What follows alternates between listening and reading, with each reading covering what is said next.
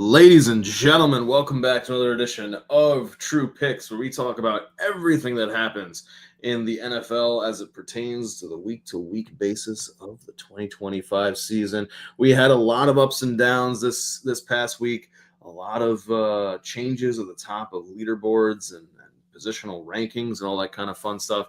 So we're going to get into all of it. And of course, when I say we, I mean myself, I mean Chase Oliver. Sir, how are you doing this fine Thursday afternoon? Doing good. Finally, it's raining in California. The rare time we get rain in November, so I'm very happy. I like the rain. I'm not against rain. I'm not one of the Californians that hate rain, like that. But it's California rain. It's not that bad. It's not Yeah. like I lived in Washington State. I've been in Oregon plenty of times. That rain's worse. This rain, it's fine. It's not that harmful. It's nice. Get to be nice and cozy for the rest of the day, hopefully. So.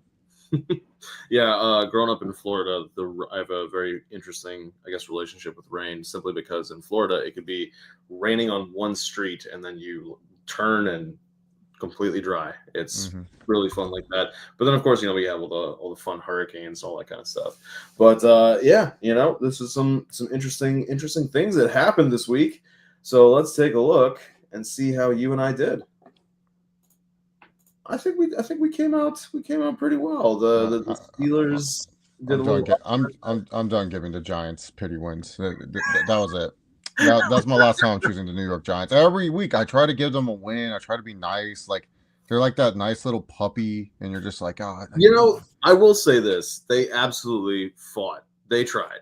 Like that was a Packers team that kind of went out of its way to give the Giant. Like it's less of an indictment on the Giants and more of a Packers. And I believe, this issue with Josh Jacobs and the knee and the hamstring, we're going to see what happens there. But this Giants team, if it wasn't for some classic Jameis Winston Jamesing, I think they had a very good chance of winning that game. Yeah. 100%. 100%. But, I got to ask the question. Yeah. What happened? I don't know, bro. I thought this was a different Chargers team. I thought because we went to Florida earlier this year to take on the Dolphins and we shellacked them. We got over the Sunday night hurdle with the Steelers. Yeah. This was a game I was worried about. I was kind of worried about, but I felt, Brian Thomas is out. Jacksonville's kind of banged up. Chargers, we'll go there. It was our stuck in neutral game, just like how the Colts were stuck in neutral against the Pittsburgh Steelers. The Chargers were stuck in neutral against the Jacksonville Jaguars. The offense just nothing going. First play of the game, like Travon Walker gets wide open to try to kill Herbert, and Herbert had to let it go. Trevor Penning should never play offensive tackle in the NFL again. Just slide him to guard. I think the Saints kind of knew why they put him at guard. But we're so desperate at tackle. That's just how it is. But no, the Jaguars, they came out with good energy. Like it was a good energy game for the Jaguars that came in. They like at the start, I thought it was going to be like an ugly. Oh, it's going to be like final score 9-6 because the Jaguars offense wasn't really doing much. But like I said in last week, if you can establish a run game against the Los Angeles Chargers, you will beat them. Their defense is not built for the run. It's built to stop the pass, which is really, really good at. Look at the teams that are mostly primarily passing teams. Chargers do well against them. But if you have a running back, and the Jaguars had ETN, who's been having a quietly good year, and then Tootin came on, it was just bad. And then once Kamani Vidal went down, and I realized Jaret Patterson wasn't playing that game, I was like, where did I miss this in the injury report?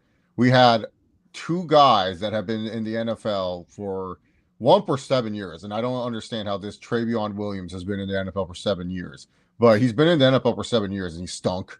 And then Jamal Sampson, I don't know who this is, but he should never be on a team ever again after what I saw him do. He just ran into the offensive lineman's ass. So, yeah, it's kind of hard. And then Vidal came back, but obviously he's not healthy. But it's all right. It's okay. Chargers are still in a we're still in playoffs. That's all I care about is we're still in the playoff position. This loss doesn't really hurt us too bad because, we actually still hold tiebreakers over the Jaguars, even though they beat us head-to-head. So that's funny. So yeah, it's all right. Not to rub salt in an open wound. But I saw something from Ghetto Gronk that was had the screenshot of the Chargers up 27-0 on the Jags. Yeah. 28 seconds left, and it said, since this moment in the 2022 playoffs, the Jaguars have outscored the Chargers 66-9. And I didn't believe it at first, and then I went back and I looked and I said, "Oh no, he's right." If you want to rub more salt, I mean, I'm not trying to. It's just like no, that. I could not believe that. What I'm going to say is, if you want to add more of how badly the Jaguars have kicked our asses, if you go back to a regular season game, I want to say a year before that playoff game, the Jaguars came to SoFi and absolutely romped us. They destroyed us. Freaking Tank Bigsby or whoever was that one running back. I don't know if it had to have been Bigsby. He ran, either Bigsby or someone else ran for a 70-yard touchdown. I remember being there at that game.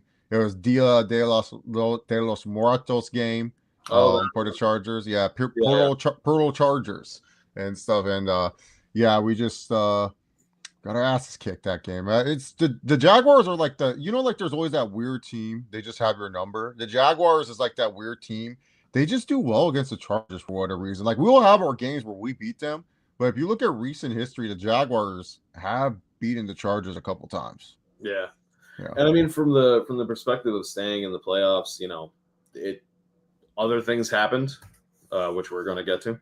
Man, some bullshit happened, man. It's whatever. Once again, I get blamed for the loss, but not my defense. They're the ones that led up that drive, not me. Am I playing cornerback, John, or quarterback? Please tell me. Other things happen. Am I playing quarterback or quarterback? We're going to get to that. Am I playing quarterback or cornerback over here, damn it? Why am I getting blamed? I do one interception, so what? It's not my fault. The other one didn't count, man. You know that. But we're gonna get to that. But the Texans, the Chargers and the Texans face each other in a couple weeks. So the Texans, who are now technically the 8th seed and in the hunt, that's a fun thing there. But like, if you look at from the conference standings, to your point about the Chargers still have a win over the Jaguars because 7-4 to 6-4. Even if the Jaguars won this week, you just have the better conference record. So like you got what you have going for you is there. The question is just going to be similarly to Denver, who is on the bye this week. Can you regroup and try to figure out what needs to be done to continue to have success? And the Chargers schedule gets until we face Denver and KC, which is like later. It's a fairly easy stretch at the end. Like it's not as bad. There's also a very good chance that Denver. I mean, I don't think so, but like there's a good chance Denver might like do the job to the Chargers just to keep Kansas out. So I mean, there's strategy to that too, where you're just saying to yourself like, and then also too, like these playoff teams, like they're thinking of it like. You don't think Vrabel's looking at who the 7th seed is and trying to say because they would have to bye, but he's probably looking at seeing what matchups, like who's the 2 seed right now. I don't have the bye currently. The Colts? No. I'm saying the Patriots don't have the bye currently. Is the Colts have the bye? No. Who's the 1 seed? Denver? Oh, okay. Yeah. So right now, New England is 5-2 in the conference, and Denver's 6-2. Okay, so. Vrabel's for sure. This is going to change after this week, but Vrabel's for sure looking who has that 7th seed, and he's going to be like, all right, I want to face these guys instead of these guys. Like there's some playoff matchups that matter. They do that. They think about that shit. And then, we'll get to it now because I think other games were. Oh wait, no. Before we get to that, Rams and Seahawks. Holy moly! Here's the thing, okay? Darnold absolutely started seeing ghosts and started reverting to New York Jets Darnold. But if there was any evidence that the Seahawks defense is 100% legit and is what it says it is, it was that game because they got to the point that they were like a field goal away from winning the game. So that's that. I mean, credit where credit is due to the Seahawks defense, keeping them in the game despite 4 interceptions against a very game Rams defense. The Rams, though, got throttled from the perspective of doing what they normally do, which is imposing their will over other teams. And because the Seahawks defense, it was a great strength. It's not a great defense, John. They just got lucky. It's a great strike. Was a great strike. Whatever you say, man. I'm looking forward to seeing this one again with all the marbles on the line in some form of a playoff mode. But before we get to the game, I want to get to, is there any other game that kind of stood out to you and kind of surprised you from that perspective? The Falcons and Panthers. I could not believe it. I was watching that game and I don't understand this Panthers team. They piss me off. Like if you were to say like John, we know the record, but if you were like, all right, Chase, what do you think the Panthers record? I'm like, what, 3-7? No, they're 6-5. How are they 6-5? How are the Falcons 3-7 and the Panthers are 6-5? This makes no sense. Though these should be reverse records. Yeah. But no, the Falcons, who by the way do not have their first round pick, they gave it to the Rams. The Rams have that first round pick, and the edge rushers they've drafted, for whatever reason, they don't use them or they don't rotate them. I don't know. No. You know what's crazy? You know what's crazy? Denver's leading the league, right, with like the ridiculous number of sacks. Do you know who's in second place? Falcons. The Falcons. They're getting the sacks. I don't understand this. Yeah, they were up on the Panthers. Bryce Young looked horrible against the fucking Saints. And then all of a sudden he's like, all right, I'll be good this game. It's like, what? Like, what are you? He looked good. He looked really, really good. Ted McMillan looks like an absolute stud. Like watching him and Drake London, it's like, yes, traditional wide receivers still exist in this world. You don't have to be a 5'11", 99 speed midget. You could be 6'4" still in the NFL. That was like, if you miss like NFL wide receivers being big, strong, and tough, watch this London and in that game. It's like, oh my God, these guys are catching everything. They look great. I just don't understand how they blew this game. It was just miraculous. And they gave up 60 points this year to the Carolina Panthers. So here's the thing. Like, I understand the idea of Michael Penix Jr. now injury to that knee. It's not, apparently, I think it's the left knee, not the knee that had the double. No, he has both knees down. So this is going to be the second time his left knee is going to get checked out on. Right. No. But I'm saying, I think when he was in college and he had the double ACL. Yeah, it was a right knee. Right knee. So now it's left. But like, with this level of offensive talent, with Pitts, London, Mooney, Bijan, Algier, all that kind of stuff, I don't see how Raheem Morris and this coaching staff stays on. Oh, like, they have I just don't see it. Like, you can't be going 3-7 with this. Like, I get the idea of Penix is like a little bit of a glass cannon, and Kirk Cousins is not like that great anymore. And you can also make an argument Kirk's not getting reps with the ones, so he's not in that game mode mentality. But like, we're seeing Davis Mills do it, so it is what it is. But like, you can't be going 3-7 and have traded away your first round pick. Exactly. You trade away your first round pick, thinking to yourselves, oh, we're going to make the playoffs. Like, right. That's why you trade away your first round pick, not to go 3-7. Like, the fact that the Panthers, who didn't do, like, yes, they've traded away picks to get to Bryce Young, but they didn't make a big trade recently. They just kind of have their roster. They're like, when you look at the Panthers roster, John, like, it's like, okay, Ted McMillan's cool. Like, he's a rookie though. Who knows? But besides him, J.C. Horn and Derek Brown, there's no one on that roster. You're like, oh man, dude. Studs. I mean, there's a slight argument right now that if he keeps playing well, Rico Dowdle's going to. No, but before the season, you're not looking at the Panthers roster running backs, and you're like, Chuba Hubbard, Rico Dowdle, what a 1-2 punch. Like, you're not looking at that. Right. You're like, that's what I'm saying. The Falcons, you look at this roster, you're like, man, Bijan and Algier, that's a good 1-2 punch. Kyle Pitts, the tight end from the Panthers, Jatavian Sanders. This guy finally did something after years of hearing that he's going to break out from Panthers beat writers. Like, this game pissed me off. I was just like, I can't believe that. And Raheem Morris is known for defense. This is this is his calling card. He let the Panthers, this anemic ass team, come down. Not just in their first matchup, scored 30 points, but come back and score. If you look at the way the Panthers came back, no way they should have came back. But somehow, some way they did. But yeah, Rico Dowdle is having a great season. But yeah, the Falcons, just a mess. Like, their record should be reversed, but they aren't. Panthers, now they're the same record as the Chiefs. Like, what the fuck are we doing here? Two things I want to actually know, they have a better record than the Chiefs. Oh yeah, technically. But let me ask you this question. One, their offensive coordinator is Zach Robinson, who had been with the Rams as assistant quarterbacks coach, assistant wide receivers coach, then assistant quarterbacks coach again, then pass game coordinator and quarterbacks coach, and has been the Falcons OC since 2024. One is that like this McVay coaching tree, like that's not good for that. But also, do we then need to like retroactively give a little bit of an apology to Arthur Smith? Yeah, we're like he's still doing he's not doing that great with the Steelers. I'll say that. But like, is there some like, could we be like, maybe it wasn't all his fault?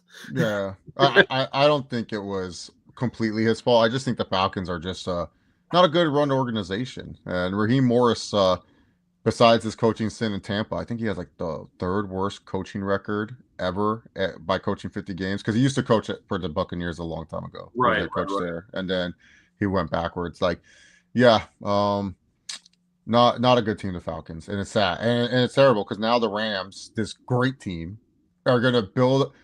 Can you imagine if the Rams get like a top 5 pick? Holy shit, they're trading that. They're not. They could. McVay's already traded it. In his mind, he doesn't even have it anymore. He already traded it.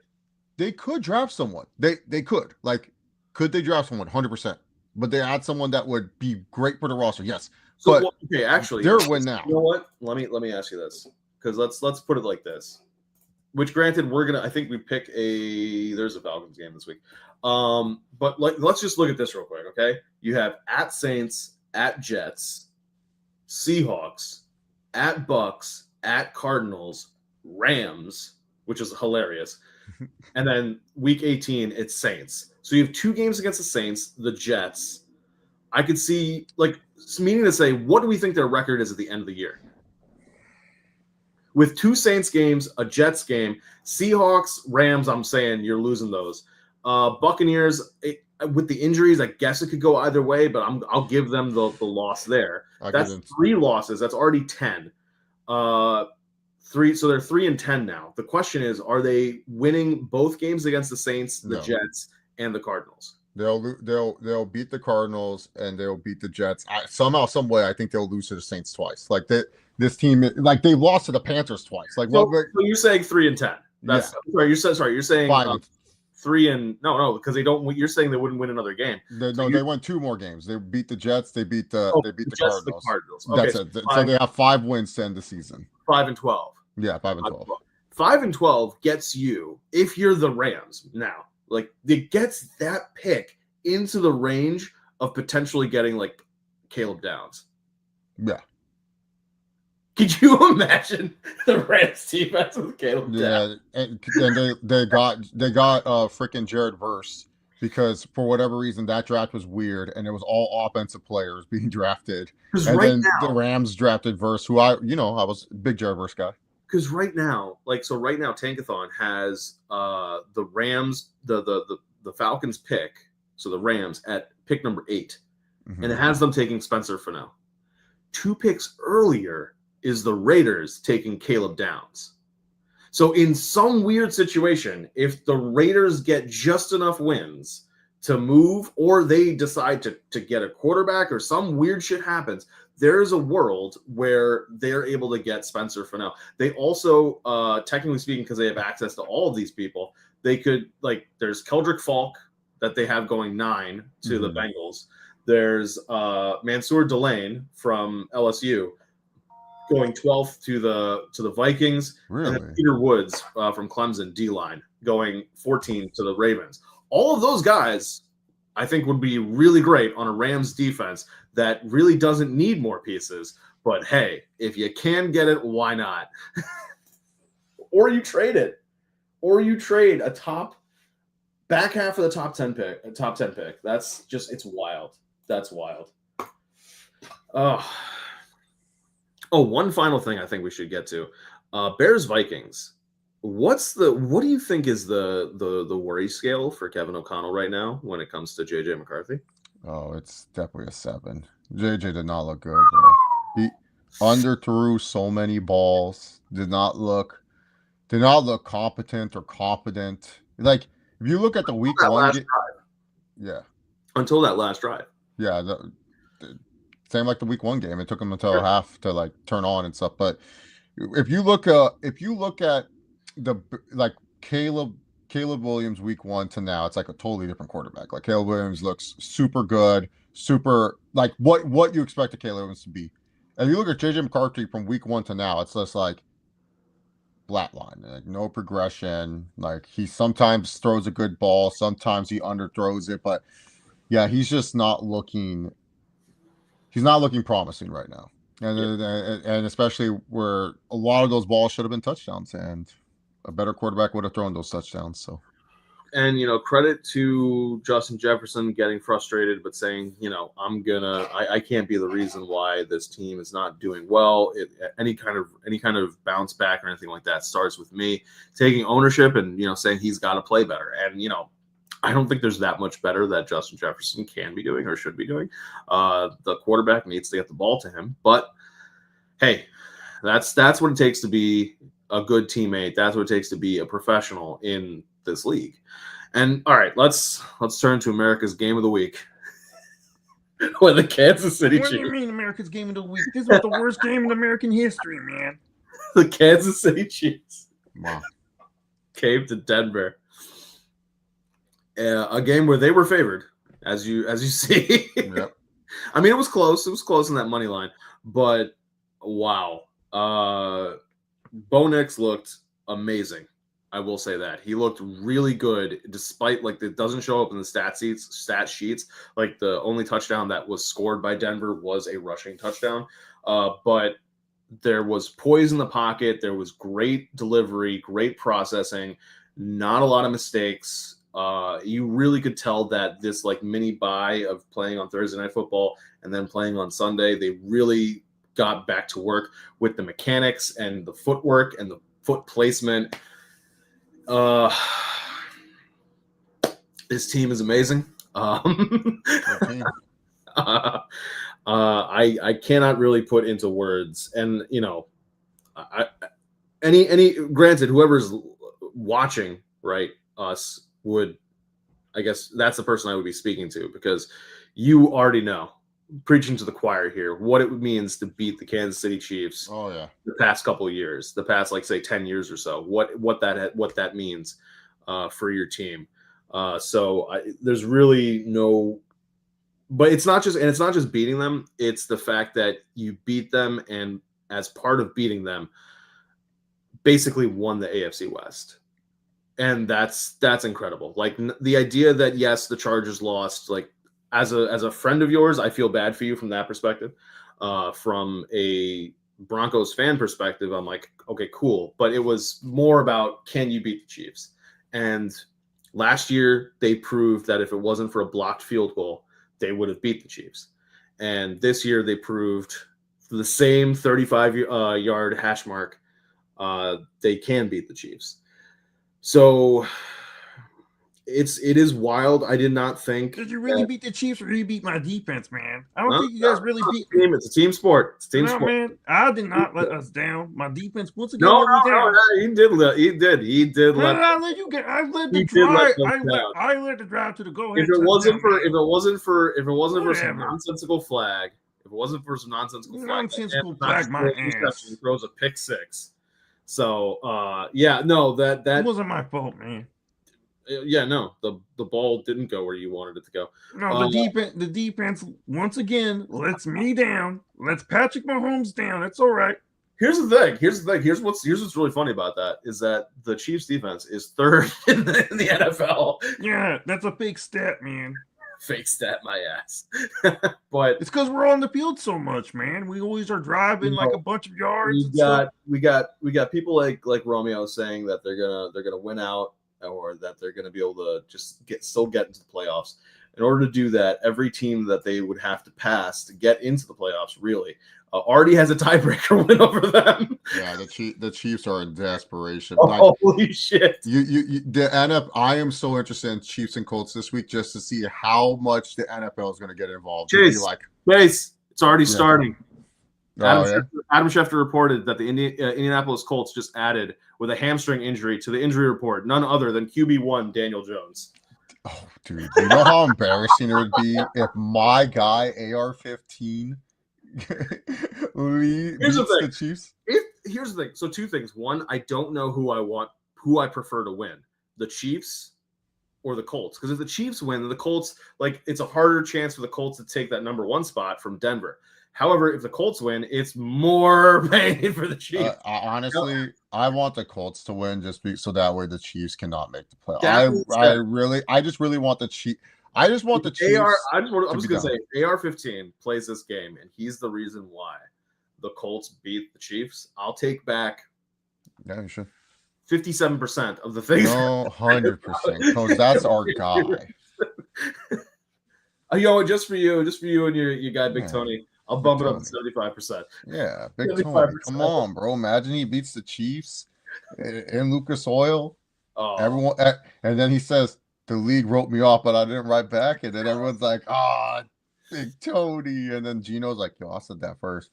But yeah, no, it was a great win for the Broncos. Bo Nix played exceptionally well in that game. It wasn't like a bad Bo Nix game.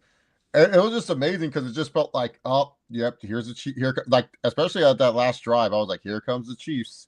They're coming down. They're going to win. And then they scored. And then the Broncos poised, not fearing the moment, were able to take advantage of what that Chiefs defense was giving them, and then kicking the game-winning field goal to win the game. It was like very good win for Denver, very big win, and especially like now the Chiefs. It's like it's crazy a world with Pat Mahomes where he's not making an AFC title game at least. Like and the obstacle is going to be hard. Like we thought the Ravens were dead. Like we were like, oh, Ravens dead. Like there's no chance. Ravens have a better chance, and they started worse than the Chiefs. Like the Chiefs clawed their way back. They showed us like, oh, they still have the Chiefs magic. But now it's like you had bad losses to the Jaguars, a week 1 loss to the Chargers. Now you lose to the Broncos. This Colts game is must win for the Chiefs. Yeah, must win for the Chiefs. They need a collapse from a lot of teams for them to make it. So this is what's wild actually is so right now the Patriots are -240 to win the division. The Ravens are -270 to win their division. The Colts are -320. Denver is -310.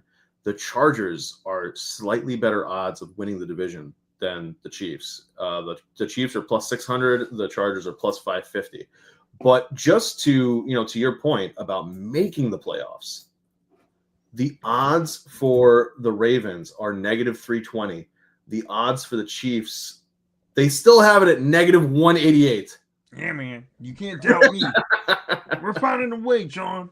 And then when we face you guys in the playoffs, it don't matter. I'm going to get my revenge, go to the AFC title, send Josh Allen packing, and I'll give my revenge on the Eagles. It's all right, man. But I will say that, a lot of people have talked a lot of shit about Bo Nix and whether or not he's regressed and whether or not he ever really had a high ceiling, like low floor, high ceiling. But Denver did not draft him to be this ridiculous superstar like Josh Allen, Patrick Mahomes, Jalen Hurts, where he's lighting up. Like makes no sense. Why you draft him in the first round then? They didn't get drafted to be this highlight reel type of quarterback. Whatever, man. He was drafted to do one thing: win football games. Yeah, dude, that's what I do too. And so far he has a better record against the Chiefs than the Pat Mahomes has against the Broncos as it stands. But it's just like it's a team win. It's a team game. Like I don't give a shit. Like if the quarterback throws like 5,000 yards, I don't give a fuck unless he wins. Whatever. I wasn't playing defense. If I played defense, I would pick them up, man. But whatever. Just celebrate your win, man. It's okay. You don't have to rub it in. All right. Well, I have to look at all the schedules and the matchups and everything, but I think Denver is now the only team that has beaten both the NFC champion of last year, the AFC champion of last year, the Super Bowl winner, the Eagles, and the number 1 defense, the number 3 defense, I think the number 5 defense too, and they're going to play the Packers, who are like I think the number 7 defense. So, and at the time they beat the Cowboys were the number 1 scoring offense. Yeah. So this is I don't know how to feel about it. It's just weird because it was like 10 years ago that this team was anywhere remotely this good. Yeah. So I'm still trying to figure out like what I'm supposed to think. I'm sure they're gonna lose in the divisional round. Like that's basically like what I got. I'm sure they're gonna lose. When we see you guys in the divisional, man, you're gonna regret it.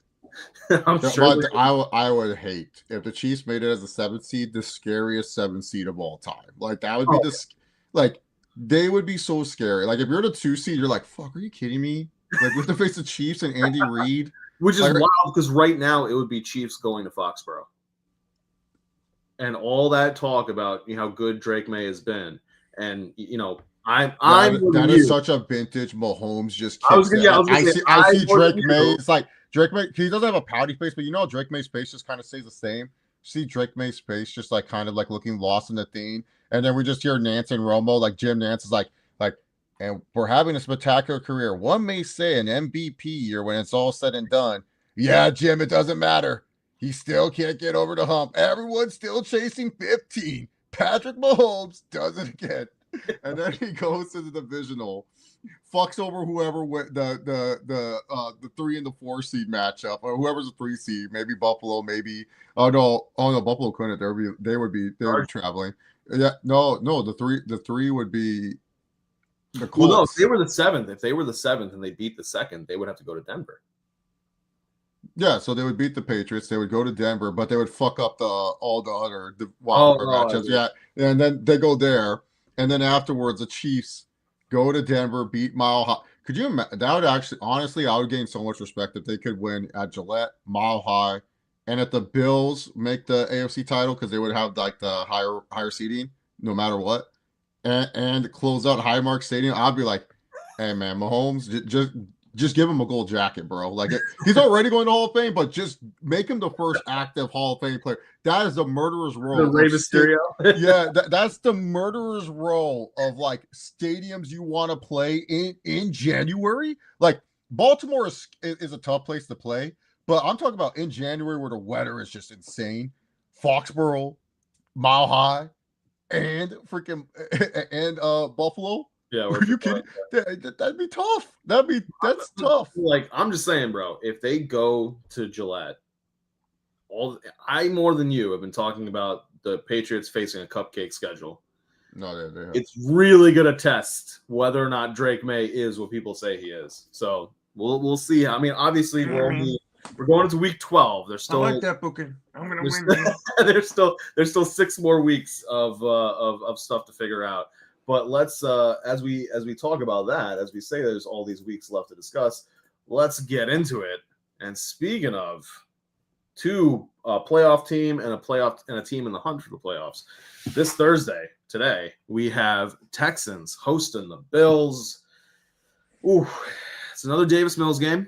Kaimi Fairbairn's going to be back to do place kicking duties for the Texans. This looks like it could be really intriguing. The Bills have such a high-powered offense, 6 touchdowns Josh Allen's responsible for last week, but now he's going up against the number 1 defense in the league and has been the number 1 defense for a very long time. Now, in the Texans' favor, you can do well when you're playing against other teams in the AFC South, and you're not going to have as many points scored on you. But they are like you and I say, you can only play the teams that the schedule makers put in front of you. That's your division. Famously, C.J. Stroud and Stephon Diggs' Texans team destroyed the Bills. Yeah, but neither of those 2 guys are going to be here. Can Davis Mills and Nico Collins, in essence, turn back the clock a little bit and try to get the magic back from that game? I'm gonna say no, but this one is. I think if Davis Mills pulls out a win here, pulls out some weird gutsy ass win, you could see an argument as to like CJ Stroud just take the rest of the season off. Yeah, don't want to play with that concussion. Just like. Say, you know what, we're gonna ride with Davis for the rest of the season, and figure out what happens. Let the chips fall. Yeah. If he proves himself, he proves himself. If not, he doesn't. Yeah. I'm also going with the Bills. I think the Texans could win this because it is Thursday Night Football, and the Bills after big wins they love to mentally check out and they don't like to show up. So and it's against this Texans defense, you have to be mentally sharp. It's a tough defense. very good secondary, extremely great pass rush. It's not a game where you can just mentally check out. Like you have to rely on James Cook. You have to like get that running game going, slow down that pass rush. Keon Coleman, it seems like that guy's going to find his way out of Buffalo at this point. So like Josh Allen has to find more magic to do. Like Josh, swear to God, you got to play what you have to do. If only they had, I don't know, traded that first round pick to the Chiefs and just drafted Xavier Worthy.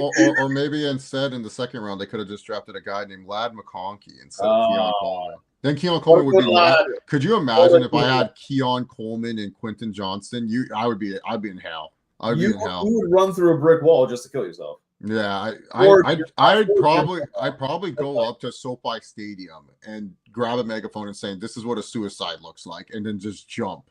And then Herbert would catch me though. I would believe Justin Herbert. No. Joe Alt. Oh, Joe Alt would. He'd be like, "Hey man, it's not worth on one leg." He would catch me. I miss him. Best player on the Chargers, Joe Alt. I had this debate with my friend. He was like, "No, Herbert is." And I'm like, "No, it's Joe Alt. Come on. Let's not be silly. Joe Alt's the best player on the Chargers." But yeah, no, the Bills, they can't be lackadaisical. We saw what the Dolphins did to them defensively a couple of weeks ago. If they're lackadaisical against the Texans, I would not be surprised when I do turn on this Thursday night game and then Al Michaels is half asleep and Kirk Herbstreit's trying to wake him up that the Texans are up big against the Bills. And everyone's like, "Oh, what's going on with the Bills?" It's a classic Josh Allen throws like 2 interceptions, has a fumble, but recovers it.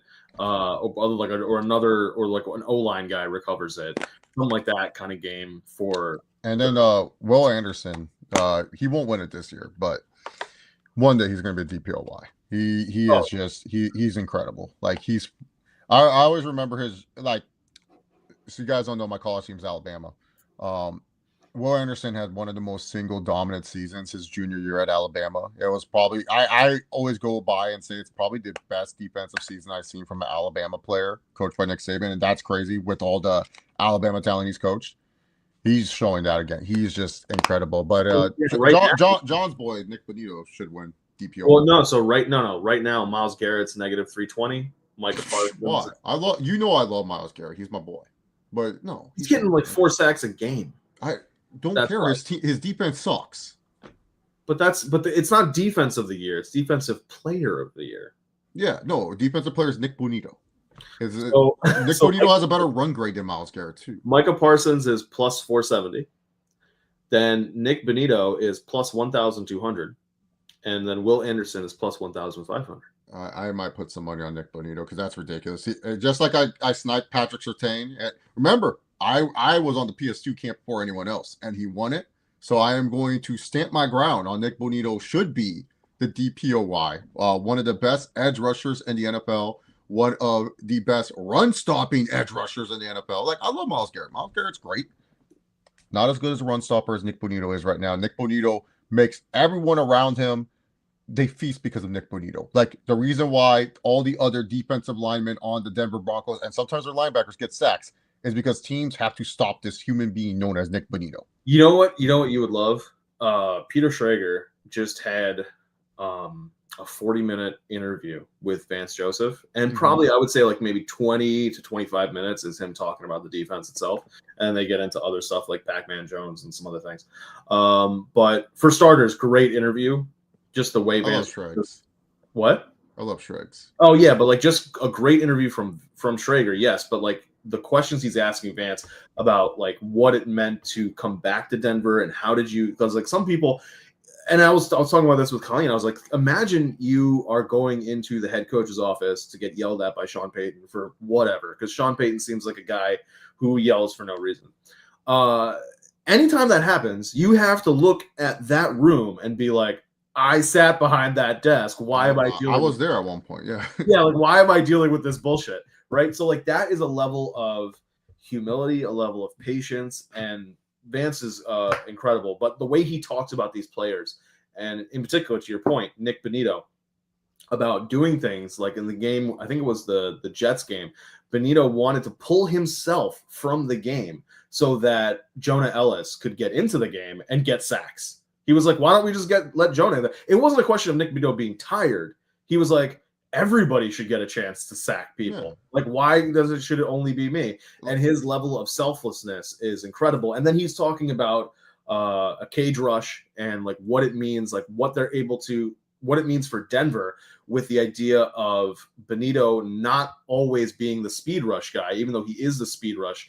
He's such a great speed rusher. The idea that he has to now use power to try to offset other things that are happening. It was just a really great interview. But Benito's at 9.5 sacks. So if he picks it up, who knows? Brian Burns and Myles Garrett are tied for QB hits. And how many tackles for losses does Benito have? He has to have more than Garrett. No, he has 9. Garrett has 22. Oh wow. And then on combined tackles, he has 33. Garrett has 39. Burns has 52. And then Burns has 13 sacks. Garrett has 15 sacks, and Benito has 9.5. Brian Burns. I think he has the worst record for a starting edge rusher, and that's elite in NFL history. Like normally, an elite edge rusher, they're always on like at least one good team. He's never been on a good team. Right. Like Brian Burns has just been on ass teams ever since.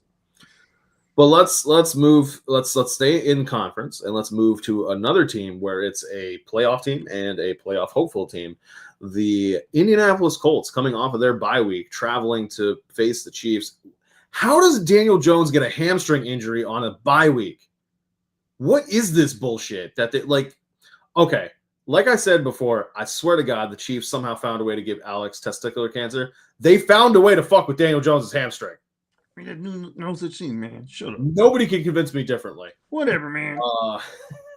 Interestingly, despite the fact that Schefter is reporting that DJ is on the injury report with the hamstring or calf injury, I just checked it. The lines haven't changed. The lines haven't changed. So it's plus 156 for the Colts, negative 186 for the Chiefs. You think of maybe a little bit further for the Chiefs with this news, but I mean, if we're anticipating that DJ may not play, I think the Chiefs win. If we are anticipating that DJ does play, I think the Chiefs still win. It's just a little bit harder. I mean, unless they're going to not be able to stop Jonathan Taylor. That's really the answer. They have to be able to stop Jonathan Taylor. That's where I think a lot of teams haven't ran against the Chiefs, and we saw when Jacksonville was running against them. They were able. That's how they beat them. Was not really because of Trevor Lawrence. It's because ETN kind of had a solid game. So I'm going with the Colts. I think JT. This will be the JT game where it's like Drake May, Matthew Stafford. Nah, I'm the MVP. Wait, did you forget about my 3 touchdowns that I had my last game? How about I get 4 of them things, and now I'm just sweating as LT's record is just being threatened. And then I'm gonna be like those old heads that say, "Well, LT did it in 16 games, not 17." Like, I like the old heads be like, "Well, they did 14 games and not 16." Like I'm gonna be one of those. I'm gonna be one of those people and stuff. But I think, I got the Colts. I think the Colts, even with AR-15, I think if they can get that running game going and just keep the Chiefs off the field, make it where Pat Mahomes doesn't have to be on there. So now I don't know. Obviously, like I give Spags a lot more credit than a lot of other DCs out there. But one thing that's fascinating is that most defenses playing against a Daniel Jones and Jonathan Taylor offense have been dropping back into coverage instead of stacking the box. So you have to imagine with AR-15, Spags is going to stack the box. No, because then what's going to happen is AR-15 is going to show his great accuracy that he has and throw deep bombs to Pierce and Pittman. He throws it really high and really far, and that gives the wide receiver time to adjust to the ball, so it looks like he's really accurate. Oh, okay. When Tyler Warren just like takes Travis Kelce's lunch. And then just solidifies himself as the greatest. Now we're cooking. I love Tyler Warren.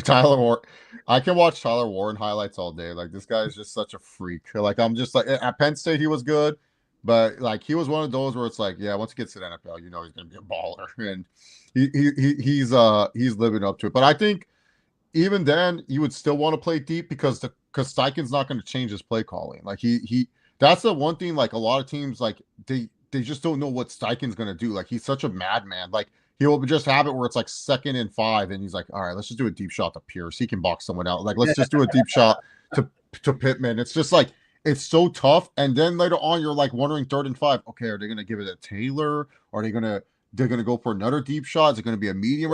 It's such a tough offense to kind of game plan and figure out. And the only way you stop it is by slowing down Taylor. If you can slow down Taylor without having to stack the box like the Steelers did that one week, you win the game. But I don't know. I think because Spags, he still over relies on blitzing so many, like just doing all these stupid exotic ass blitzes that just leaves a guy open. And against a Steichen offense, I don't think you can leave any guy open, especially a guy like Pierce, a guy like Warren. Like, I wouldn't want those guys with the ball in their hands afterwards. Even Downs, if Downs shows up for this game, like he's still pretty solid. So it's like, yeah, I got the Colts in this one. I think they will upset the Chiefs, and and if it's my boy AR-15, even better. I'll cry. I'll be crying. I'll be in tears. I'm not gonna lie. I'm comfortable with myself to admit when Will Lutz kicked that field goal, I had tears in my eyes. Oh, dude. Like, this is ridiculous. Dude, I was crying. So do you remember that Thursday night game where the Chargers upsetted the Chiefs when it was just like we had no shot? It was the Mike Williams game, like Mike Williams went off. I was working that day, and so then I was thankfully there was freight. So I was watching the game while doing the freight. When Mike Williams scores the 2-point conversion, I started crying. I was so happy. I was like, wow, freaking one of the best Rivers games of all time. Because Rivers gets his ass kicked in Kansas City, and that was like, and then Rivers got like that. he got a nice little phantom roughing the. No, what happened was he got roughed. He got roughed the play before. The refs didn't throw the flag, and so then they gave them a makeup pass interference call, and I was like, wow, we actually got a makeup call. That was not pass interference, but it was a makeup. It was a makeup like, yeah, Rivers got blasted on that play because Rivers was hot, like he was pissed. And then afterwards, the next play, defensive holding, and I was like, where? And then Keenan Allen just got touched once, and I was like, that looked, I'll take it. I ain't gonna play. Yeah, like if somebody had been like recording me that used a lot of the TikTok and all stuff that fall in love again and again and fall in love, like that would have been me. Like I'm like staring at the TV watching the field goal. But let's stay in the AFC again and stay with a playoff team and not a playoff hopeful. What do you mean, Joe Burrow gonna come back? No Jamar Chase though, fucking ass. Yeah, a clear-cut storyline here is similarly to another LSU wide receiver. Jamar Chase was given the choice of whether or not to put the blame on himself and whether or not to be a good team player when it comes to playing well for his team. And instead of doing what Justin Jefferson did, which was to put the blame on himself, put the onus on himself, and say, I need to work harder, he decided to screw over his team by spitting on Jalen Ramsey last week and then getting himself suspended for a game. It's wild. Could you imagine? He is that comfortable in his own personal finances to be willing to allow the NFL, through his own actions, suspend him for a game that's going to cost him around $500,000. Yeah, I mean, he signed that big contract. Could you imagine your job being like, hey, if you break this rule, you're going to have to pay you're not going to get paid $500,000, and you're just like, what's $500,000? I don't know. I live in Cincinnati. Who cares? Like, yeah. But I think the Drake May carousel of ridiculousness continues. This man is, to his credit, playing incredible football, and he's doing very, very well. It just so happens to be against shit teams. So I don't really know what to say about the Patriots other than good win against a hurt Bucs team. Vrabel's out coaching. Great win against the Bills. He's overcoaching Vrabel. That's the way I look at it. Like, I love Drake May, as you guys know, big Drake May defender. But like, I'm not like the MVP stuff. I'm like, let's calm down a little bit. Like Mahomes, his first year starting, it was like he was beating some badass teams, and he was looking badass doing it. Like Drake May, it's like, okay, cool, you're doing it against the Jets and the Dolphins, buddy. Like, let's calm down. He's looking competent, but like John says, let's wait until we see a big game for Drake May and see how he performs. And like I said, I can see Poo Poo Face May losing to the what losing to the what's his face, the Chiefs at Foxborough, as the Chiefs are a 7 seed somehow. But yeah, I got the Patriots. Like, the Bengals defense, it stinks. Like, Lou Anarumo, by the way, coaching the Colts defense is pretty solid. Got thrown under the bus saying he was the problem. I don't think he was the problem. Well, I it's mean, the there's head a lot coach. better talent on the Colts defense. I mean, he's still. They got rid of all his talents on the Bengals defense. They said, we don't need this cornerback. We don't need this guy. We don't need Chimmy Owuzie. You could go away. Stuff like. Welcome to see, sir. Yeah, but yeah, no, the Bengals. Tough break. Is Joe Burrow playing this game or not? Do you think he plays? No, I think it's still Flacco. No, because I heard Burrow is taking reps at the ones. No, he is taking reps with the ones, but I don't think he is playing this game. But if you want to make the playoffs, like, you have to have Joe Burrow play this game. So 8 hours ago, Zach Taylor on Joe Burrow playing Sunday. No decision yet. Oh, he's playing. He's playing. He did 20 minutes ago from the Cincinnati Enquirer. Joe Burrow fully participates in Bengals practice for second day in a row. Yeah, he's playing. Because like, the thing is this: if you're the Bengals and you want a chance at the playoffs, Joe Flacco's been playing well for you, but they got to run the table. Huh? They have to run the table. Yeah, you have to run the table, and the only way you run the table is with Joe Burrow. You're not running the table with Joe Flacco. Because what are you going to do with your draft pick? Draft another offensive lineman that won't work out? Yeah, good luck. Damn. It's true. Yeah, because or what? They're going to draft another wide receiver. They're going to trade up, and they're going to take that Arizona State kid that we've been talking about. They're going to draft him, and they're going to be like, we have 3 great wide receivers. Bro, this is wild. Consider who they're going to have to play to run the table. Patriots, right? Mm-hmm. At Ravens, Ooh. Bills. Ooh. Sorry, at Ravens, at Bills, Ravens. At Dolphins, Cardinals, Browns. So Dolphins, Cardinals. I mean, maybe Dolphins. Maybe Dolphins. I don't know. All right, maybe Dolphins. I don't know. But Cardinals, yes, I'll give you.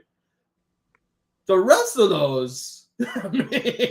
So John, the real question is, what game does Burrow say he's hurt? Like, he falls down. He's like, my toe shouldn't have came back. Is it the second at Bills? Yeah. Yeah. Okay. Because the thing is, if you let's say he comes back, let's say for argument's sake he beats the Patriots, then they lose to the Ravens, and then during that Buffalo game, it looks like they're losing. You don't want to freaking go to the Ravens. I mean, host the Ravens again and lose that one, and then it's like, oh, now it's Burrow's fault that they're losing and they're not making the playoffs. Mm-hmm. At the rate, but and you have the ability to save face against Josh Allen, right? Like, because it's always Mahomes, Allen, Burrow, Mahomes, Allen, Lamar, Mahomes, Allen, whoever, right, for the AFC. So you could say, oh, I would have beat them, I would have come back, but my foot. Yeah. So there's some options. There's some options available for you if you want.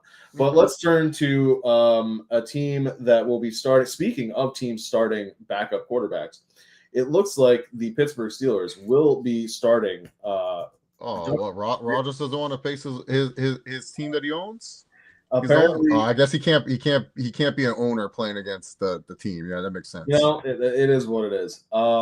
He says so. It says it's playing through his wrist injury is more of a safety issue than a pain issue. He did return to practice today, so we'll see what happens. But Mason Rudolph looks, at least for right now, as of the time of recording, the starter for the Steelers when Aaron Rodgers and the Steelers travel to the Bears. I'm assuming he just wants to go into the ownership suite, Yeah. His box. He's gonna tell McCaskey, get the fuck out of here. Get a little Italian beef, a little deep dish, something like that, a little tavern stuff. So John, are the Bears the worst 7-3 team? How every year there's that one fraudulent record team where they have a good record, but we know they're kind of fraudulent. Are the Bears this year? I think the Bears. So here's my thing. I don't think the Bears are bad on offense. I think the Bears are weirdly being hampered by their defense. Yeah, which is weird. And they're being hampered because of the injuries. Yeah. So if they're able to get healthy and they're able to clamp down on teams, and then just let Caleb do what he needs to do. And then, now that if you're Ben Johnson, you're looking at this going, oh, okay, I can really run the ball with Swift and Monangai.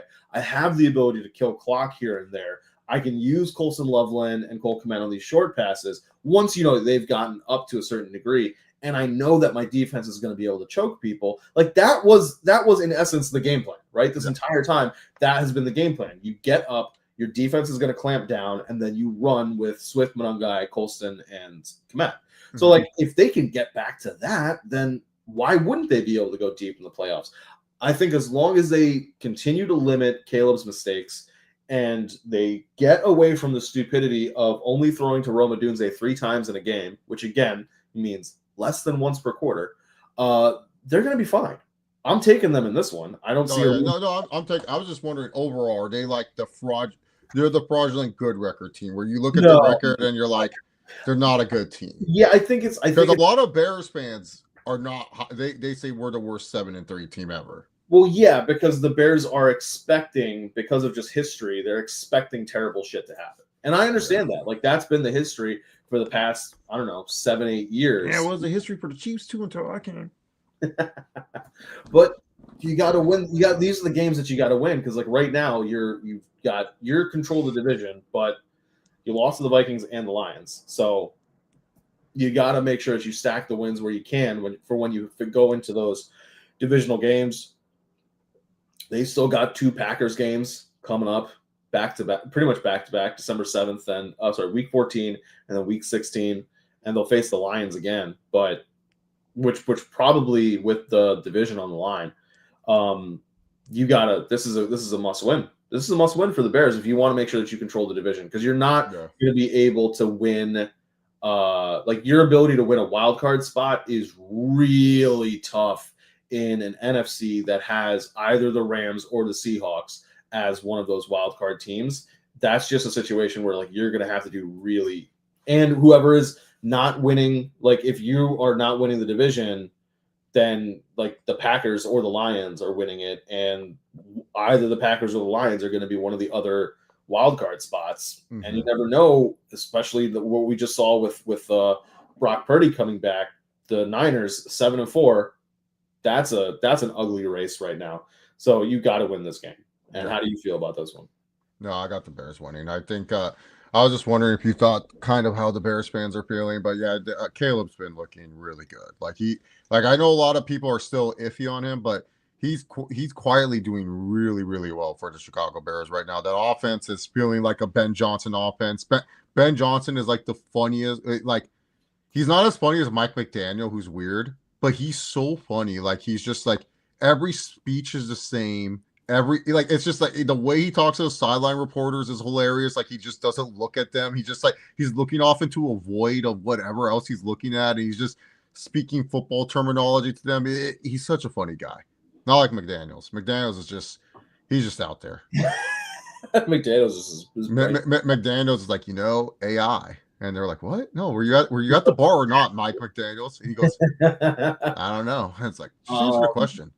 This one seems like it's going to be pretty obvious. The Ravens are steamrolling teams again with Lamar Jackson back behind the helm. And the Jets have officially benched Justin Fields for Chargers legend Tyrod Taylor. Hey, Ravens legend, too. He won a Super Bowl with them. Hey, listen, man. Former Super Bowl champion Tyrod Taylor's coming back home. Play the Diddy song. I'm coming home. I'm coming home. You're playing it.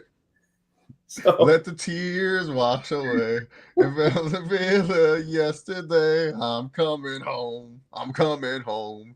Tell the world that I'm coming home. The Ravens are currently negative 280 to win the division, and they are firing on all cylinders. I don't see a reason why that should stop. Ravens, Ravens.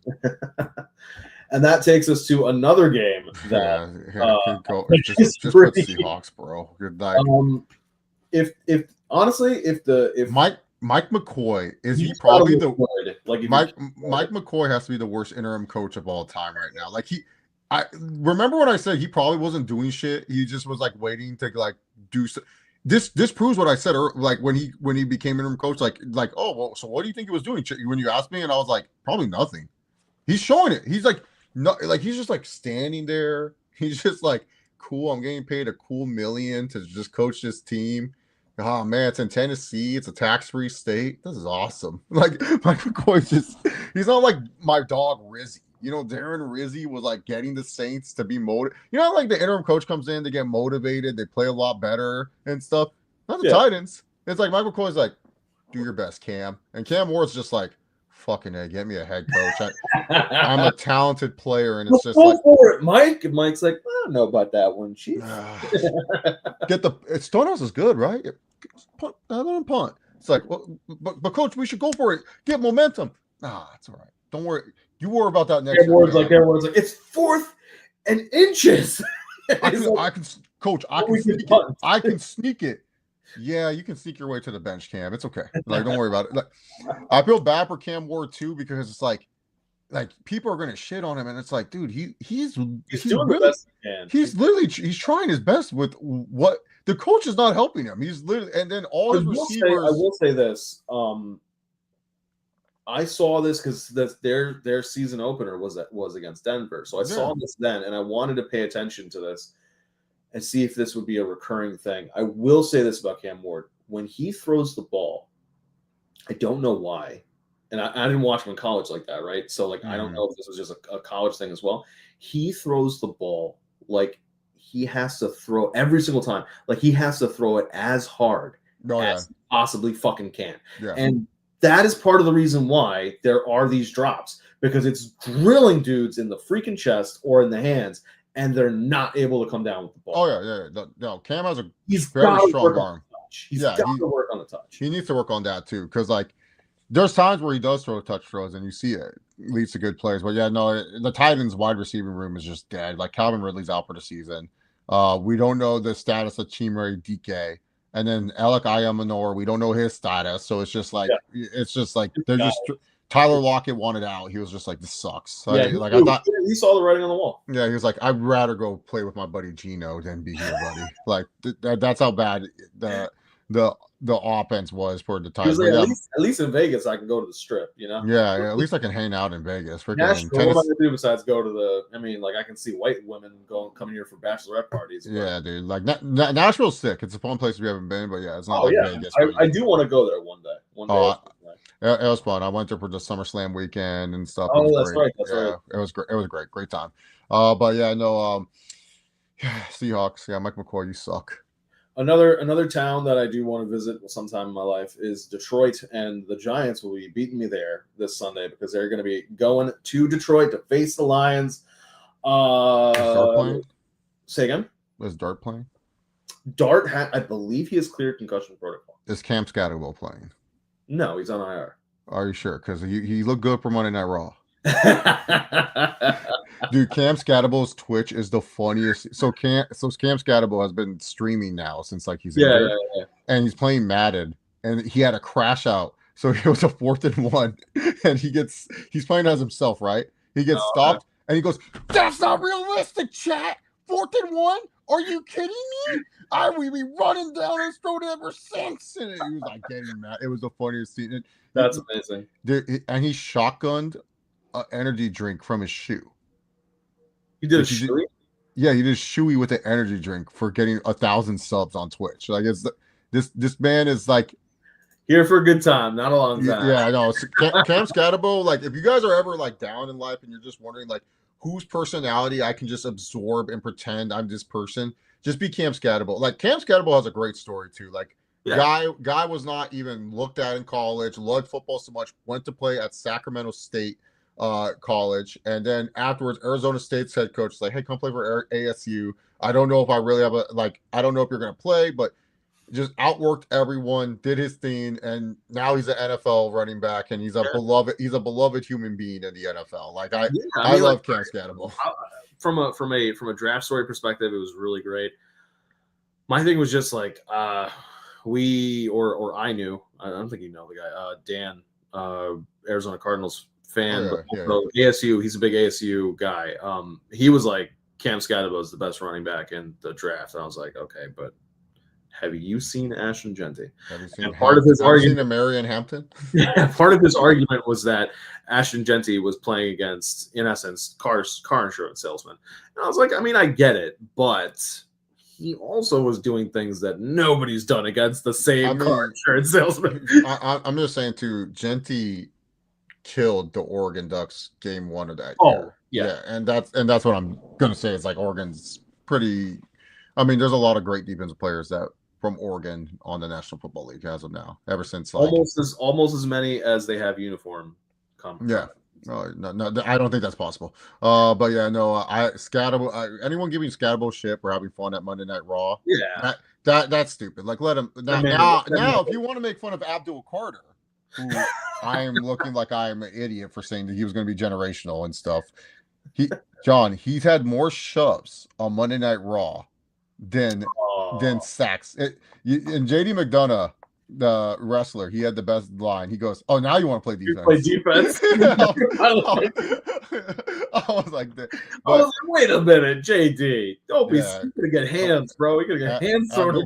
Abdul Carter, I need you to show up, man, please. Can you believe that right now Abdul Carter is plus 1,900 for Defensive Rookie of the Year? Who's the favorite? I haven't. So, maybe I'm missing out. I just haven't really found like the guy in my head. It's not like a Jared Verse here where Jared Verse was like no. So he's plus 1,900. Jahad Campbell is plus 1,200. Nick Emanwari is plus 1,200. Ezra Ruaku is plus 1,000. Jalen Walker is plus 800. And then the favorite is negative 230. Carson Schwessinger, the linebacker for the Browns.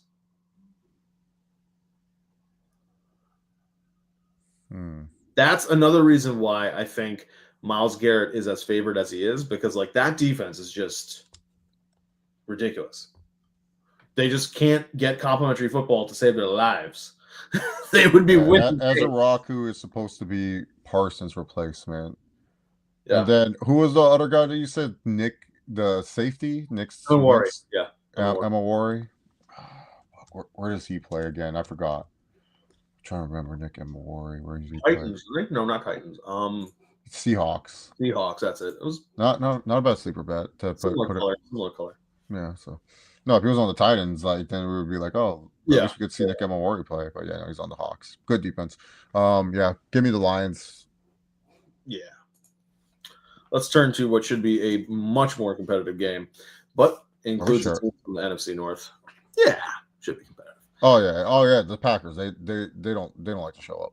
They like to play to the level of competition, and they probably will not be doing it with Josh Jacobs. I think the idea is that he's still that I think it's a knee. I don't know if it's necessarily a knee contusion or what, but it says it's getting closer to playing. He was back at practice on Thursday.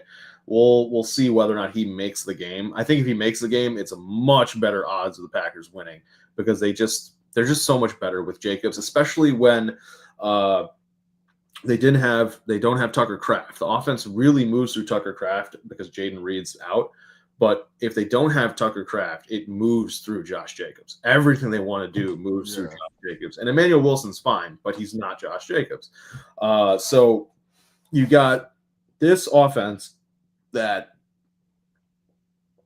is becoming sneakily, and it's not necessarily their fault because they are dealing with these injuries like the Jaden Reed and Tucker Kraft and now Josh Jacobs, but like it is an offense that is becoming super gimmicky on these Christian Watson catches. Yeah.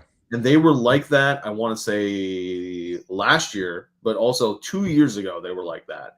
And they did not go far because of it. It's a recipe for disaster. However, one, you're playing at home. And two, you're playing against a Vikings offense that cannot seem to get out of their own way. And by get out of their own way, I mean J.J. McCarthy. I don't know exactly what the hell's going on there. I don't know. Because we have sung KOC's praises for a long time on this podcast. And we definitely understand that he is one of the best offensive minds in the league. The fact that he's struggling with J.J. McCarthy, who the one, like, if there were knocks against him, the praises were that he could execute a game plan. And the praises for him was that he will make safe throws, he will complete the throws, and then you get the ball in the playmakers' hands. The playmakers go from there. I don't know if this is if this was a case of just they can't get the run game established, so they can't get play action established, so they can't get the deep shots, what it is. But this Vikings team, I mean, it should be on paper more competitive than Lions Giants, but like I don't know if this should be negative 300 and plus 245. This is much more. It should be a closer line, especially if you've been watching the Packers play.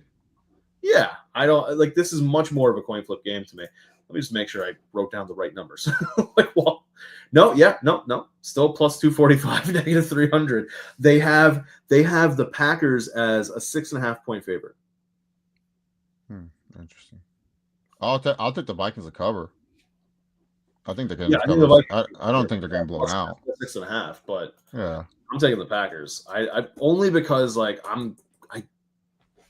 Lambeau Field, home field advantage, and it looks like if Josh Jacobs plays, I think they have that they'll be able to win the game. I think they're anticipating Josh Jacobs playing. Yeah, I got the Packers.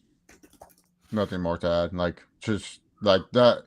I just need to see 9 show up. Can 9 show up? Not JJ. I need 9 to show up. Making my guy KOC look bad. McVay's over here like, yes, I told you. Just a fucking product of my system. I'm the reason why. It's all because of me. Let's turn to the whatever, man. Just annoying. What I see why you hate this guy, man. He just ignores you. Yeah, man, kind of annoying. What am I supposed to say back to you, Sean McVay? Nah, man. Just admit that I'm a better head coach. That's all you gotta say. Than KOC? Yeah. I don't know. I should have been coach of the year last year. I think Chase Oliver would have issues with that. That statement. Who beat him in the playoffs? I did. I fucking destroyed him in the playoffs. If it wasn't snowing in Philadelphia, it would have been us in the Super Bowl. But let's start. I bet you McVay does believe that. He probably does. Let's turn to one team currently picking 3rd overall and one team picking 6th overall. No, man. Toilet bowl. Who gets Mendoza? Yeah, if you're the Browns, do you want to win this game? Like, why fuck up the 3rd pick? Yeah, get worse. You want Mendoza, right? You're not going to settle for Dante Moore, Ty Simpson. You know, both guys are fine too, but go for the prize. Get Mendoza. Yeah, that's who takes. But then again, this is on the wrist. Actually, no, that reminds me. We finally see your guy that you've been talking about for so long, and it's not his fault. Terrible. No, it's not his fault, dude. He just wasn't ready. You know, like Storr didn't get a proper game plan. That is hilarious. That was hilarious when Stefanski was like, "Yeah, no, that was the first time he ever played with the ones." I was like, "Wait, what?" Yeah, exactly. No, exactly. That's what I'm saying. Like when people are shitting on Shedeur, season and 11 weeks of practices, but that never played with the ones. But that's what I'm saying. Like when people are like we're shitting on Shedeur's performance, it's like he probably has never practiced with these dudes, and it's like yeah, you could tell that like he did not get the actual reps that he actually needs to be a starting. Like no, he's never gotten those reps. So like y'all, you know what, John, put me for the Browns, dude. Raiders. It is confirmed he is making his first NFL start. Yeah, put me. I'm putting on the wrist. I'm saying I'm with my dog Shedeur. I'm Shedeur Sanders up. You guys over here hating on this young man. I'm also taking the Browns because Chip Kelly is a terrorist who will not allow Ashton Jeanty to do anything. This would be able to move the ball so much better. Do you think Chip Kelly and the when I'm looking at a close Raiders game and I see some nonsense where it says Raheem Mostert ran the ball for 2 yards or then he ran the ball for -3 yards, I'm staring at the computer screen going, but wait a minute, didn't they draft Ashton Jeanty? What the fact that like you're in the worldwide league with me, the nickname I have for him is load management because that's apparently what they're doing with this guy. Like to be fair, I don't want them to play Ashton Jeanty because that would hurt us, like the Chargers and the Broncos. But at the same time, I'm like, you could play him a little bit more. Do you think him and Zach Morris, the Falcons OC, they're just like, hey, how can we not use our generational running backs that we both have? And then they're just like, Watch this. I just make sure Algier. And then the Seattle Clint Kubiak's like, yeah, I came in. They told me not to do anything with K9. And then they're like, oh, how do you do that? But that's a crazy thing. It's like, at least with Robinson in Atlanta, like, you could make an argument that Algier is good. No, Algier is good. It's just like, but that's what I'm saying. Bijan Robinson should be on the field more often. What argument could Chip Kelly make with a straight face that Raheem Mostert, at like as old as I am, is as good of a running back as much younger than I am, Ashton Genty, who just did what he did in college? He played in a Super Bowl one time, I think. Yeah, he was in one of those Niner. He was in he was.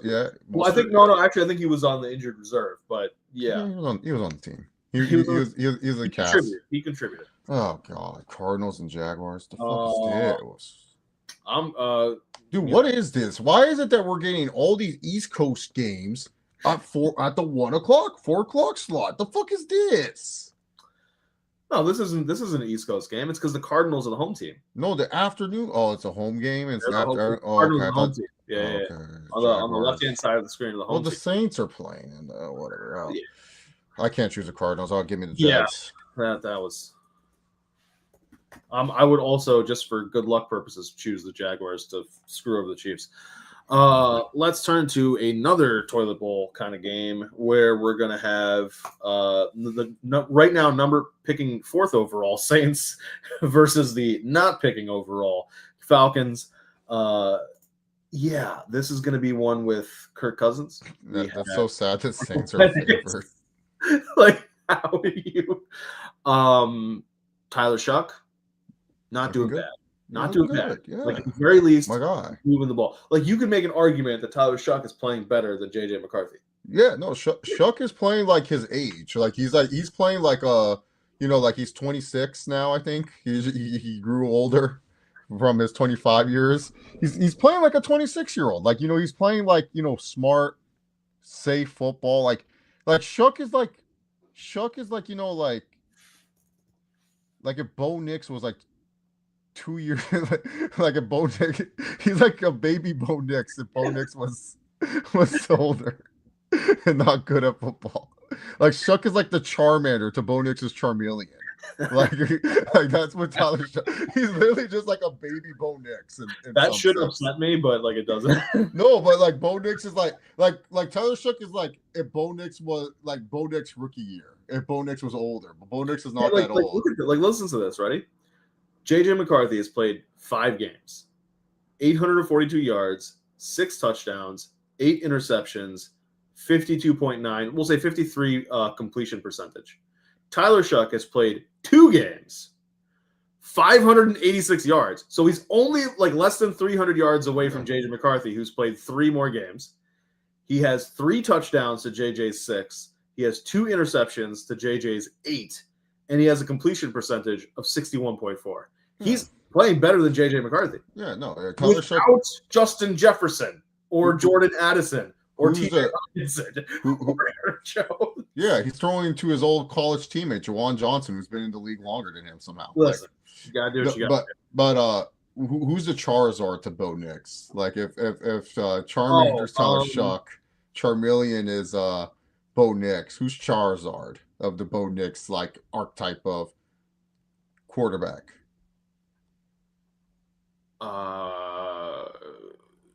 I guess there would be an argument that it would be like Flacco or Cousins. I was gonna say Jared Goff. I can see that too. I can see that. Goff is the Charizard of that version where it's like. Well, okay. To be fair though, Bo has not done like ridiculous shit yet for anybody to say Goff is actually goof. Like, he hasn't done anything that terrible yet. Bo Picks. He had a nickname of like Get Goof. He was Bo Picks for the longest time. Fuck. Yeah. All right. Okay. Fair enough. Yeah. Tyler Shove, like Shuck, Duck, like they made fun of it. Like that's like that. Yeah, Jared, because like they're good. Like I try to block. To your point, I just try to block that Bo Pick shit out of my head. Yeah. Jared Goff was like Jared Goff, Bo Nix, like, and they're not bad archetypes. They're good quarterbacks that can win you football games. Some games they will wow you. Some games they will disappoint you. But you're not expecting them to be the superstars like Pat Mahomes, like Josh Allen. Like, you just expect them to be like Jalen Hurts in some sense, but Jalen Hurts is a totally different quarterback, so we can't use Hurts because Hurts doesn't really fit that mold. Well, I mean, to be fair, Bo probably is a far more mobile and runner and athletic guy than Jared Goff. Yeah, like Shuck. Shuck's pretty athletic. Yeah. All right, who you got for this one though? I mean, it's every other week the Falcons look good, so I'm going to go with the Falcons. Fair. He's going Kirk Cousins with a week of prep. Yeah. Maybe Kirk Cousins. He goes to New Orleans. He opens up the Great Clips app. He gets his rush. He shows them his headshot, and then later on he gets the haircut.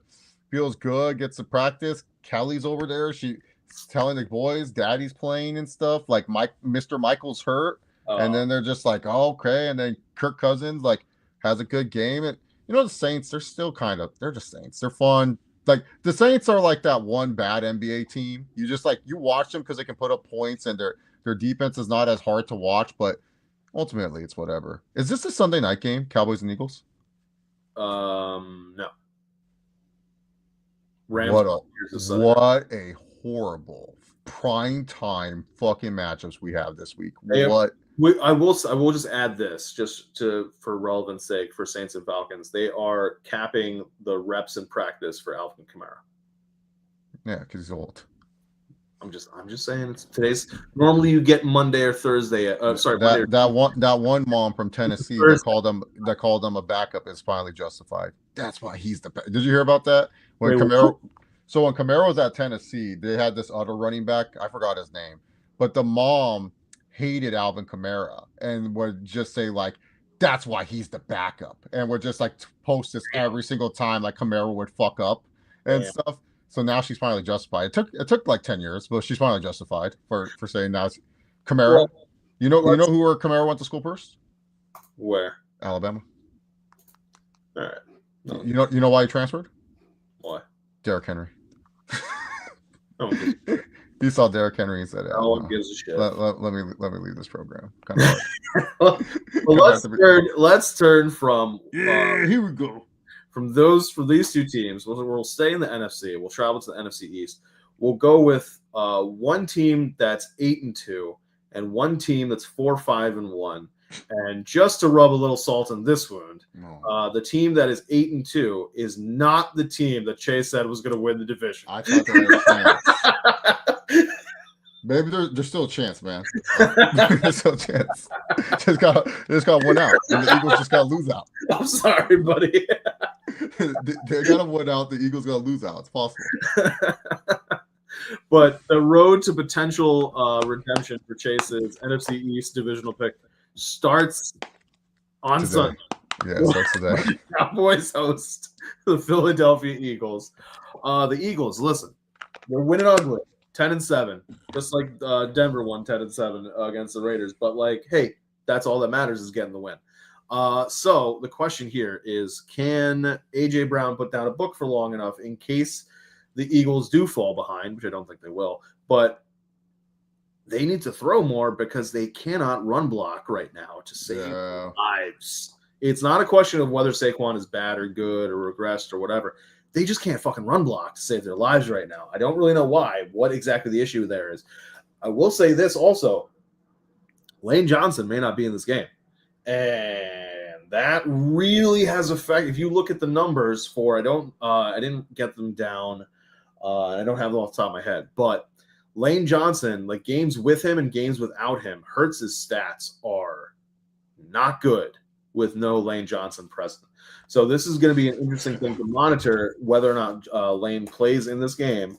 I think he's looking like he's gonna. I don't know if because they're talking about he may not make it back until the playoffs. So this is to Chase's point about the Cowboys potentially still winning the division. This could be one of those games that helps push the Cowboys in the right direction. How about them Cowboys? How about them Cowboys? Come on, man. I gotta stick to my guns. Yeah. Come on, man. I will say this. These trades that Jerry made between the Parsons trade and then the Jets to get Quinn, he really kind of rebuilt this defense. and it didn't cost them that much. Yeah, and Jerry still got the fastball. You know what? I'm gonna go Cowboys. The Eagles is just like without Lane Johnson, and now Fred Johnson is replacing him, and just this offensive line, which was like a huge strength to them. Now the hard part is, can you beat this Eagles defensive line? I think Jalen Carter has learned his lesson. He's not going to spit at Dak. I don't think Dak's going to get away with the same trick of goading Jalen Carter to do that. Mm-hmm. But I do think the Cowboys, they did show something there in the first matchup. And this Eagles team, it's like the one thing we saw with the Eagles is like if you kind of jump on them, it's kind of hard for them to kind of get back onto the saddle. And especially with the lack of the running game that they have right now, I do think that, the Cowboys could pull off an upset win over here against the Eagles. And also, too, Sirianni, he loves at least one or two play calls where you're just looking at the screen. You're just like, what? Why did he call that? Like, what was the really? You called that out of all the play? Huh? And then doing something goofy on the sidelines. We're good for that. But let's turn to Sunday Night Football.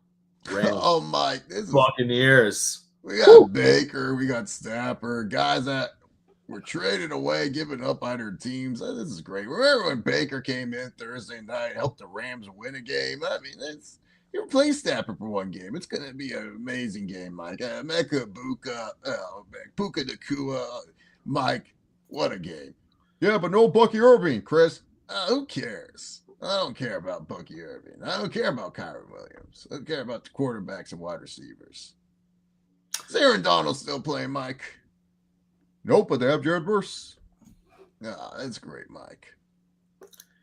Yeah, I mean, we are hearing not conflicting reports, but like we're hearing that Bucky Irving is practicing. We're hearing that despite him practicing, he may not be back. However, if there's one thing that the Buccaneers have proven, and also John, if you are in the Worldwide Dynasty League, it's that Sean Tucker is actually a really good running back. I have been sitting on Sean Tucker since he came in the league. Mm-hmm. I have had him on the bench in that league because I was like, if anything happens, this guy is electric, and he is proving that he is electric. And my goodness, Rachaad White, it's crazy that Rachaad White got played out of his job twice. That's, I think, really the story there. And I do kind of feel bad for Rachaad White because it's like you're going to have to take whatever hometown discount the Tampa Bay Buccaneers want you to take from now on, because I don't know what other team is going to really feel confident giving you the money that you're looking for. Who was that other running back they had when Brady was there? Ronald Jones. He got Ronald Jones. Yeah. Ronald Jones looked good, and you're like, oh man, this is going to be a good running back for that. And then not even in the league. Like, Chargers should trade for Rachaad White. That'd be cool. I like him. The Chargers should what? Should trade for Rachaad White. Oh, he could go to Chargers. Great, yeah, no, he'd be great on the Chargers. Yeah, no, because Najee Harris is going to be out, and we're not going to re-sign him after Achilles. It was only a 1-year deal for Najee, so then we can just sign Rachaad White for a 1-year deal. Yeah, let me. You know what? He is. So he did. Let me see. What is the terms on this? Oh, wait till you find this out. Mm-hmm. Rachaad White, unrestricted free agent in 2026. Yeah, that's what I'm saying. There you go. Yeah, Chargers just replaced Najee Harris with him. They go right now. His cost, his cap hit was $3.6 million. You could be like, here's $4. Yeah, and he'll probably be willing to take it because like if you're the Bucs, why would you re-sign him? Like you have Bucky, you have Sean Tucker. Like now maybe there's an argument. You can make the argument of then they draft another running back too that has potential. I thought the Buccaneers drafted someone that I was like, oh, they drafted him. I don't remember off the top of my head. I'll look it up. But like, I could see an argument for keeping him as cheaply as you can get him, simply because it's like Bucky now you may have a little bit of belief of injury concerns for Bucky. They do have a guy named Owen Wright. Oh, okay, no, that's not him. Was undrafted in 2023. Okay. And then on their practice squad, they knowing them, they'll draft someone from this draft. Michael Wiley. But yeah, there's no two. Oh wait, there's a undrafted. I think he's undrafted. Yeah, from LSU, Josh Williams. But then he got suspended for some reason. PEDs. There we go. So yeah, the major concern for me, from the Buccaneers' perspective, is can Sterling Shepard and the rest of the motley crew of wide receivers not named Emeka Egbuka do enough against this Rams defense? I don't think they can. I feel bad for Emeka Egbuka because like that's just going to hurt you and the targeting that's going to happen to you, and it hurts your Rookie of the Year campaign. Yeah, which he's back to being the favorite. I don't know if you saw that. Yeah, I saw, but I still cashed out. I didn't care. No, I know, but like, and then Stafford is now the favorite for MVP until Jonathan Taylor. But yeah. Well, so right now it's plus 135 Stafford, plus 175 Drake May, plus 450 Josh Allen, plus 900 Jonathan Taylor, and I don't know why I'm going to say this because I know you're going to do the voice. Plus 2,000 Patrick Mahomes. Man, that's ridiculous, man. Plus 2,000. Put some money on me. I'll make your bank accounts great again, man. Fuck. Who do you got for this one? Oh, I got the Rams. Come on. And that leads us to the greatest quarterback in the history of Alabama, or at least while Chase was alive. Bryce Young. He is. There's no argument. He won a Heisman. No, I'm just saying. You know, you weren't alive for the other ones, so that's. Joe Namath is not the greatest. He's the greatest Jets quarterback in history. He's not the greatest Alabama quarterback. He just played at Alabama. In case somebody listening or watching wanted to make an argument, I'm giving you the. For who? McElroy, McCarron, like who? Okay. AJ McCarron wins in the hot wife competition, but yeah, Bryce with the Panthers 6-5. My goodness, rolling. Ted McMillan, rolling. Love him. Rico Dowdle, rolling. He's great. Chuba Hubbard, not so much. But still there, able to take a little load off of Rico Dowdle's back if anything happens. And they do know that there's a great break in case of emergency if anything were to happen to Chuba Hubbard. I'm sorry, to Rico Dowdle. They have Chuba. Travel to San Francisco, take on the Niners, a Niners team that got back Brock Purdy. They have George Kittle back. Ricky Pearsall is back. Ricky Pearsall didn't show up crazy in the box score, but doing the things that need to be done, helping to run block, but more importantly, showing that he is back to game speed. Sooner or later, he's going to start getting targets and catching them from Brock Purdy. This is a Niners defense that is so ridiculously banged up. We have to give for coordinator of the year award. Robert Saleh has to be in some level of contention just for what he is doing with how little he is doing it with. Yeah. I gotta take the Niners here. I just think that the coaching pedigree and the experience is going to win out. And we saw how this is why it's like, hey, this is why when everyone's like Mac Jones is like, and then Brock Purdy comes and it's like, yeah, this is why Brock Purdy's the starting quarterback. This is why Purdy's the starting quarterback, buddy. Like, let's it was fun ride, Mac Jones, but it's going to be Brock Purdy's time. Brock Purdy is always going to be the quarterback until he sucks. But yeah, I got the Niners. Panthers can't string 2 wins in a row for whatever reason. Like they're like the Falcons every other week. It's tough. I'm definitely watching the Manning cast for this one because I want to see how Peyton just rips Bryce Young. Like he's just like annoyed watching them. He's like, oh, why did you do that? Eli, why did you do that? I don't know, Peyton. So right now, here's a fun one. They removed the other ones. I don't know why, but the one that they did leave up was plus 105. He's at 15. Right, plus 105.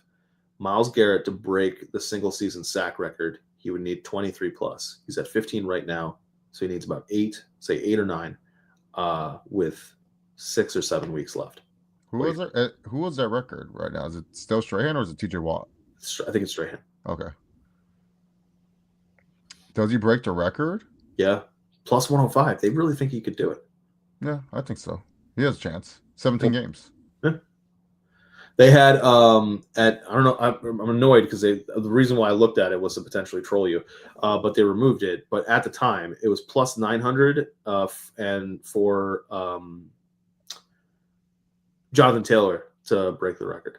To break LT's record. Yeah. Sad. I hate that. I thought this was a record I would never sweat. No, it's a record that you shouldn't have to sweat anymore. You're like, oh, and stuff. He has 15 touchdowns. LT So rushing touchdowns, by the way. LT had 31 or 30 total, 30 or 31. And then rushing touchdowns, he had 27, 26, 27. Yeah, they're saying the way they put it when I saw it was 32. They would say he would need 32 touchdowns. Oh, they're talking about LT's total. They're not just talking about the rushing touchdown record. Yeah, so scrimmage. Say Oh, scrimmage. he's not breaking the scrimmage record. No. Wait, what? No, rushing is just at 15. What's he at receiving? He has 2 receiving touchdowns. Taylor. Oh, 17. wait, let me check. Let me check this. I don't know. I'm worried. This is really getting chase. Yeah, no, this is my record, bro. This is the Chargers fans' claim to fame. This is like all we have. We don't have no Super Bowl. We have this. Let's see. Receiving, yeah, he has 2 receiving touchdowns, and he has 15 rushing, so he's at 17 right now. Mm-hmm. Think you can do it? Nah, that's too much. If it was just rushing, yeah, but not the receiving. That's fair. Who's the leader for Coach of the Year? Oh, let me see. Steichen? Hold on, let me see. Or Rapes? What the frick? It's not listed here right now. Oh wait, no, there it is. So Coach of the Year. Oh, this is some nonsense. Plus 100, Mike Vrabel. Yeah, Rapes. Figured. Plus 175, Shane Steichen. Plus 750, Mike McDonald. Plus 1,200, Ben Johnson. Plus 2,000, Sean McVay. Plus 2,500, Dave Canales. Plus 2,700, Sean Payton. And then tied at 3,000 is Shanahan and Liam Cohen. 5,000 for Dan Campbell. 6,500 for Jim Harbaugh. I think the rest are kind of like. I think Steichen deserves it more than Vrabel, in my opinion. I would definitely give Steichen over Vrabel. However, yeah, Vrabel, even though he coming in and like the Patriots were bad last season, right? He had a quarterback people were high on. Steichen adopted Daniel Jones, who no one was high on, and Anthony Richardson, who everyone was calling a bust. Like, and he somehow, some way, made the Colts one of the best offenses. Didn't they draft AR while he was there? Yeah. Yeah, so like I wouldn't say he was inheriting AR. No, but he inherited like his quarterback thing is just like he had a bad quarterback situation. It's just like one of those things. You know who else is going to be? I don't know if they really do coordinator of the year, but Clint Kubiak. In Seattle. My goodness. I think he might find a job soon. Yeah. I am praying to God that nobody wants to hire. Oh, the Titans want to. Those guys, they're going to be like, we have a nice young quarterback. Let's just get a guy that knows defense.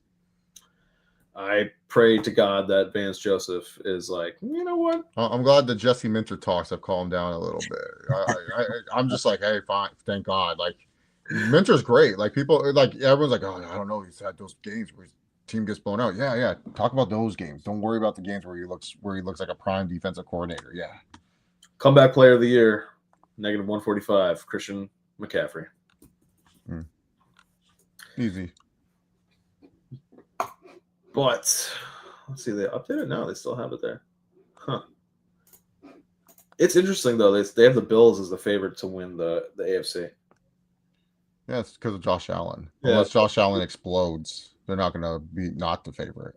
Plus 390. The Colts are plus 420. And then Denver and KC is tied plus 550. Ravens are plus 600. And then the Patriots are plus 700. Which that doesn't make sense to me. Like, I don't understand if the Patriots are this freaking good, why they're plus 700. They should be much higher.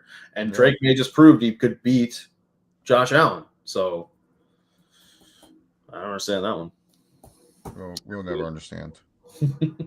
And then from the NFC right now, it's Eagles 250, Rams 260, Lions 600, Seahawks 650, Packers 850, Bucks 1,500, and Niners 1,700. Those are the top 7.